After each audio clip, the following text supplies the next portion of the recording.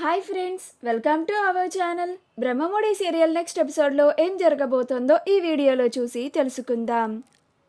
కోమాలోంచి బయటికి రాగానే కావ్య ఎక్కడా అని అడిగిన అపర్ణ అసలేం జరిగింది అని తెలుసుకోవడానికి ఈ వీడియోని స్కిప్ చేయకుండా ఎండ్ వరకు చూసేయండి. ఇందిరాదేవి రాజ్తో ఇలా మాట్లాడుతూ ఉంటుంది. నాన్న రాజ్, నువ్వు కోపంలో కావ్యని అన్ని మాటలు అన్నావు అని అనుకున్నాను. కోపంలో ఆ నిర్ణయాన్ని తీసుకున్నావు అని అనుకున్నాను. కోపం తగ్గాక నువ్వే వెళ్ళి కావ్యని తీసుకొస్తావు అని అనుకున్నాను అని అంటూ ఉంటుంది. అప్పుడు రాజ్, మా అమ్మ ఇలాంటి పరిస్థితుల్లో ఉండడానికి కారణమైన ఆ వ్యక్తిని నేను నా జీవితంలో క్షమించను. ఆవిడని నేను వెళ్ళి తీసుకురావడం అనేది అస్సలు జరగదు. ఆమె వచ్చినా కానీ నేను అస్సలు ఊరుకోను అని అంటాడు.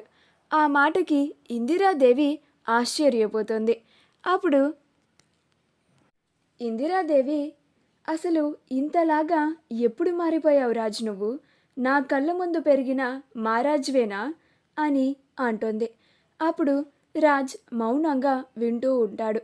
అప్పుడు ఇందిరాదేవి, ఎంతటి సంస్కారంతో ఉండేవాడివి నువ్వు, ఎంతలాగా అందరినీ గౌరవించేవాడివి, కట్టుకున్న భార్యని గౌరవించలేనంత స్థాయికి దిగజారిపోయావా అని అంటుంది.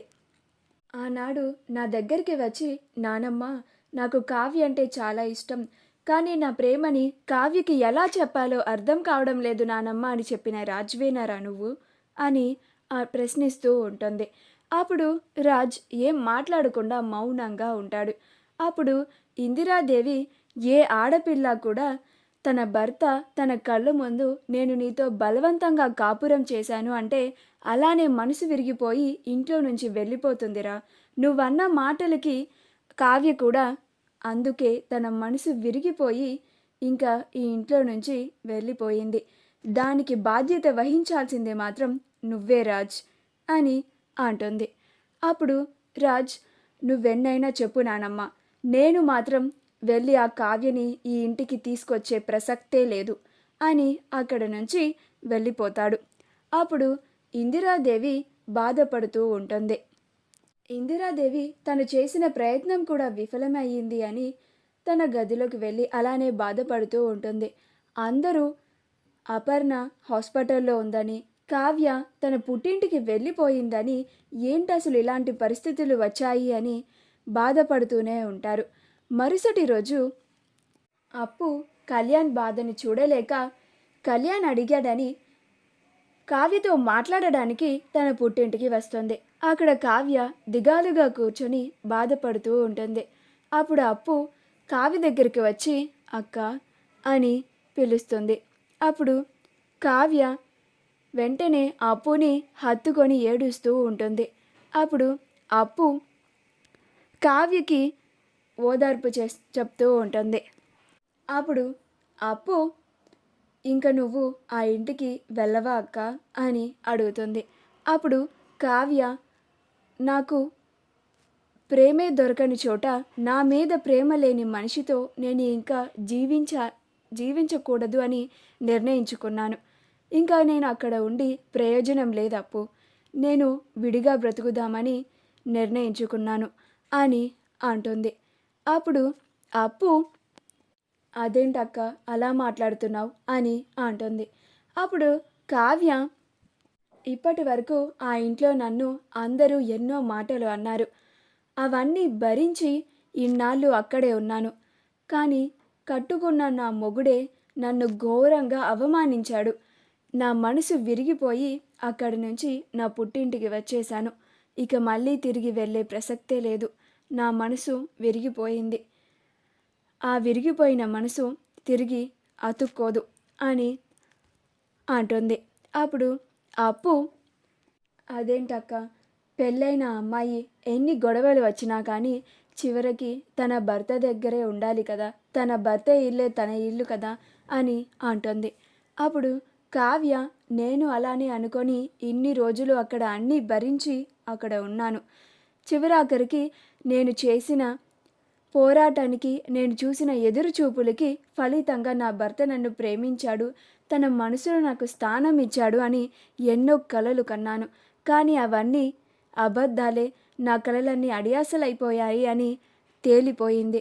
నా మనసు విరిగిపోయి ఇక్కడికి వచ్చాను.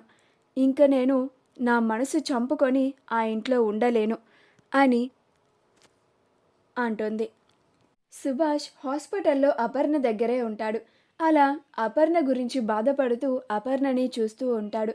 అప్పుడే అపర్ణ తన వేలుని కదిలిస్తుంది. అప్పుడు సుభాష్ వెంటనే డాక్టర్ని పిలుస్తాడు. అప్పుడు డాక్టర్ వచ్చి అపర్ణని చెక్ చేస్తారు. అప్పుడు డాక్టర్, మీకొక గుడ్ న్యూస్, మీ ఆవిడ కోమాలోంచి బయటికి రాబోతోంది. ఆవిడ శరీరంలో ఇప్పుడే కదలిక స్టార్ట్ అయ్యింది. ఆవిడ మా మెడిసిన్కి రెస్పాండ్ కూడా అవుతోంది. వెంటనే మీ కుటుంబ సభ్యుల్ని కూడా పిలుచుకోండి అని అంటారు. అప్పుడు సుభాష్ వెంటనే ఈ విషయం రాజ్కి కాల్ చేసి చెప్తాడు. అప్పుడు రాజ్ చాలా ఆనందంగా ఇంట్లో వాళ్ళందరికీ చెప్పి అందరూ హాస్పిటల్కి బయలుదేరుతారు. అలా దారిలో వస్తుండగా రుద్రాని రాహుల్తో, రే మా వదిన బ్రతుకుతుందంటావా అని అంటుంది. అప్పుడు రాహుల్, మనం ఇచ్చిన టాబ్లెట్స్కి ఆవిడ బ్రతికే ప్రసక్తే లేదు మమ్మీ, పద చూద్దాం అని అంటాడు. అప్పుడు అందరూ పరుగు పరుగున అపర్ణ దగ్గరికి వెళ్తారు. అపర్ణ ఎప్పుడెప్పుడు కళ్ళు తెరుస్తుందా, ఎప్పుడెప్పుడు అపర్ణ మాట్లాడుతుందా అని ఎదురు చూస్తూ ఉంటారు.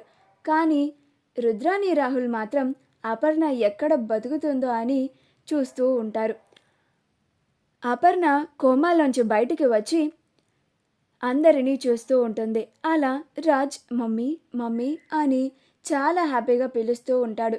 అప్పుడు అపర్ణ, కావ్య కావ్య ఏది నాన్న అని అంటూ ఉంటుంది. అప్పుడు రాజ్ అందరూ ఆశ్చర్యపోయి అలానే మౌనంగా ఉంటారు. అప్పుడు అపర్ణ, ఏంటి రాజ్ అలా సైలెంట్గా ఉండిపోయావేంటి, కావ్యేది అని అడుగుతుంది. అయినా కానీ ఏ ఒక్కరూ మాట్లాడరు. అప్పుడు అపర్ణ, నాకు ఒంట్లో బాగోలేదని గుడికి వెళ్ళి దేవుడి ముందు ఏడుస్తూ దేవుడిని నిలదీస్తూ ఉందా అని అంటాడు. అప్పుడు కూడా ఆ మాటకి ఒక్కరు కూడా అపర్ణకి సమాధానం చెప్పలేరు. అప్పుడు అపర్ణ, ఎవ్వరూ మాట్లాడరేంటి, నా కోడలేది, కావ్య కావ్య అమ్మ కావ్య అని పిలుస్తూ ఉంటుంది. ఎంత పిలిచినా కానీ కావ్య రాదు. అప్పుడు రాజ్ని, రేయ్ నిన్నేరా అడిగేది, నీ భార్య ఎక్కడా అని అడుగుతూ ఉంటుంది. అప్పుడు అపర్ణ కావ్య గురించి అడుగుతుంటే ఏ ఒక్కళ్ళు మాట్లాడడం లేదేంటి, అసలు ఏమైంది, కావ్య ఇక్కడికి ఎందుకు రాలేదు అని అంటుంది. మా వీడియో కనుక మీకు నచ్చినట్లయితే లైక్ చేయండి, షేర్ చేయండి, మా ఛానల్ని సబ్స్క్రైబ్ చేసుకోండి, పక్కనే ఉన్న బెల్ ఐకాన్ని క్లిక్ చేయడం మాత్రం మర్చిపోకండి.